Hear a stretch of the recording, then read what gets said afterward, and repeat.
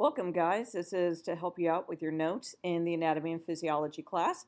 This would serve as a review, study, however you would like to use this. So this class is called Physiology, even though we do study both anatomy and physiology. So I thought it'd be a good idea to go over what the difference between the two are. So let's start with anatomy. Anatomy is the study of the structures of the human body. So you can type these, you can print these, however you'd like. So study of the structures of the human body. And I have really bad writing, I apologize. Now, in anatomy, there's lots of different types of way to study it. If you go to med school, you go to anything in the medical field, you're going to take a gross anatomy class. And that's where you get a big old cadaver right in front of you and you get to play with it. But then there's also microscopic anatomy as well. So we need to figure out what the difference between the two classes are. Well, the first one is gross anatomy, which is basically what you can see with the naked eye. So I can see a bone, I can see a blood vessel, I can see a muscle, I can see a brain, I can see an organ. So it's all the things that you can see with the naked eye. Whereas the microscopic anatomy, as you can guess, since it's got the word microscopic in it, it's stuff you can see without the naked eye or the things that you need a microscope for. So these are going to be the cells and the tissues that make up the items of gross anatomy.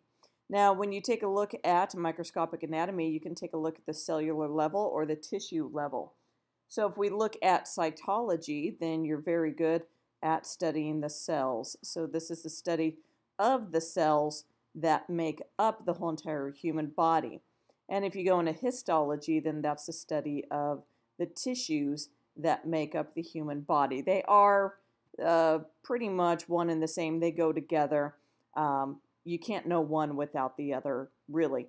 So you can work in a lab and do microscopic anatomy. You can be a surgeon and know your gross anatomy. A pathologist would definitely know their cytology and histology. So all of this is under anatomy, which is just the big stuff. Just naming stuff. That's a red blood cell. That's a white blood cell. That's a platelet. That's a cancer cell.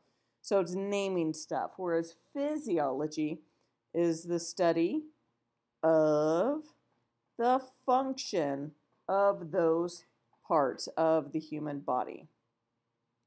So what goes on here is how it works, how the chemicals all play with each other, how your brain releases hormones that affect the rest of the body.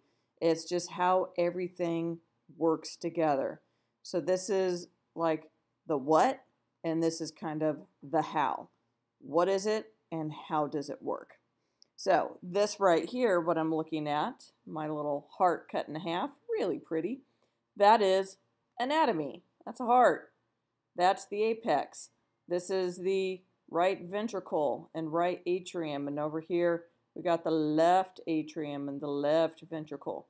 So I'm naming parts, so that's anatomy.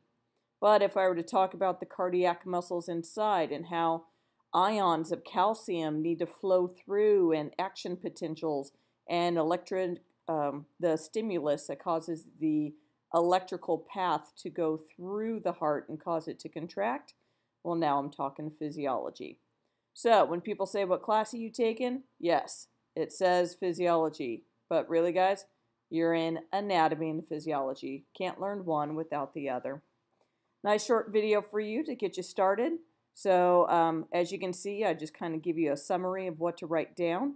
The main important stuff is going to be done in class, but this should just help you review. So thank you, guys. If you have questions or comments, please let me know. Things that I could help or make these any better. I appreciate as much comments as you can give me. Thank you much, guys. Bye.